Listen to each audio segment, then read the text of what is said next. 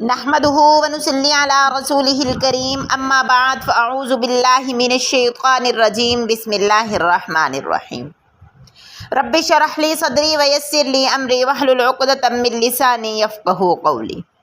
تعلیم کی افادیت۔ محترم سامعین، آج کے اس پراشوب اور تیز ترین دور میں تعلیم کی ضرورت بہت اہمیت کا حامل ہے، چاہے زمانہ کتنی ہی ترقی کر لے۔ حالانکہ آج کا دور کمپیوٹر کا دور ہے، ایٹمی ترقی کا دور ہے، سائنس اور صنعتی ترقی کا دور ہے، مگر اسکولوں میں بنیادی عصری تعلیم، ٹیکنیکل تعلیم، انجینئرنگ، وکالت، ڈاکٹری اور مختلف جدید علوم حاصل کرنا آج کے دور کا لازمی تقاضا ہے۔ جدید علوم تو ضروری ہی ہیں، اس کے ساتھ دینی تعلیم کی بھی اہمیت اپنی جگہ ہے۔ اس کے ساتھ ساتھ انسان کو انسانیت سے دوستی کے لیے اخلاقی تعلیم بھی بے حد ضروری ہے۔ اس تعلیم کی وجہ سے زندگی میں خدا پرستی، عبادت، محبت، خلوص، اثار، خدمت خلق، وفاداری اور ہمدردی کے جذبات پیدا ہوتے ہیں۔ اخلاقی تعلیم کی وجہ سے صالح اور نیک معاشرے کی تشکیل ہو سکتی ہے۔ تعلیم کے حصول کے لیے قابل اساتذہ بھی بے حد ضروری ہیں، جو بچوں کو اعلیٰ تعلیم کے حصول میں مدد فراہم کرتے ہیں۔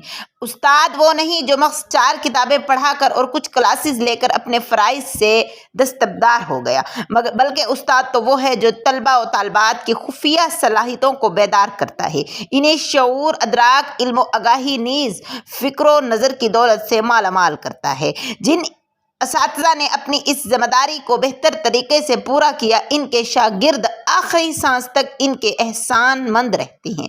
اس تناظر میں اگر آج کے حالات کا جائزہ لیا جائے تو محسوس ہوگا کہ پیشہ تدریس کو بھی آلودہ کر دیا گیا ہے۔ محکمہ تعلیمات اور اسکول انتظامیہ اور معاشرہ بھی ان 4 کتابوں پر قانع ہو گیا ہے۔ کل تک حصول علم کا مقصد تعمیر انسانی تھا، آج نمرات اور مارک شیٹ پر ہے، مگر افسوس ہے ہمارے ملک کے تعلیمی اداروں پر مفاد پرست ٹولہ کثر شاہی کی طرح قابض رہا ہے، جن کے نزدیک اس عظیم پیشہ کی قدر و قیمت کی کوئی اہمیت نہیں رہی۔ بدقسمتی اس بات کی ہے کہ کچھ ایسے عناصر بھی تعلیم کے دشمن ہوئے ہیں جو اپنے خواہشات کی تکمیل کے لیے ہمارے تعلیمی نظم کے درمیان ایسی کشمکش کا آغاز کر رکھا ہے جس نے رسوائی کے علاوہ شاید ہی کچھ عنایت کیا ہو۔ مگر پھر بھی جس طرح بیرونی دنیا کے لوگ تعلیم کی اہمیت کو سمجھتے ہیں، اسی طرح مسلمان بھی کبھی جدید تعلیم سے دور نہیں رہے، بلکہ جدید زمانے کے جتنے بھی علوم ہیں زیادہ تر کے بانی مسلمان ہی ہیں۔ جہاں پر نظم نہیں، وہاں پر افراتفری اور غلط نتائج ہی نظر آئیں گے۔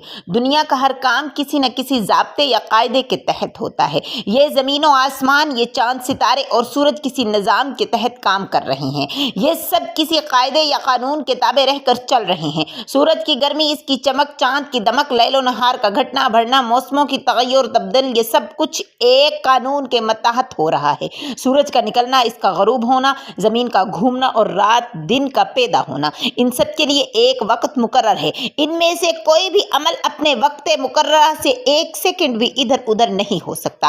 حیوانات، نباتات اور جمادات بھی ایک مخصوص قاعدے کے تابع ہیں۔ غرض کائنات کی ہر چیز کے لیے کوئی قاعدہ مقرر ہے، وہ اس قاعدے سے باہر نہیں نکل سکتے۔ ندی، نالے، دریا، سمندر بھی ایک خاص ضابطے کے تحت بہتے ہیں۔ پھلدار اور پھولدار درخت بھی کسی قانون میں جکڑے ہوئے ہی پیدا ہوتے ہیں اور اسی طرح سے ختم ہوتے ہیں۔ کوئی چیز، کوئی انسان قانون اور ضابطے سے باہر نہیں ہو سکتا۔ انسان کے جسم میں جو اعضاء بنائے گئے ہیں، وہ سارے کے سارے اپنا اپنا کام ایک مخصوص ضابطے یا قانون کے تحت کام کر رہے ہیں۔ میری آپ سب سے گزارش ہے، تعلیم کے حصول کے لیے آپ اپنے بچوں کے لیے ایک ایسا استاد چوز کریں جو ان کی خفیہ صلاحیتوں کو بیدار کرے اور انہیں فکر و نظر کی دولت سے، علم و آگاہی نیز فکر و نظر کی دولت سے مالا مال کرے۔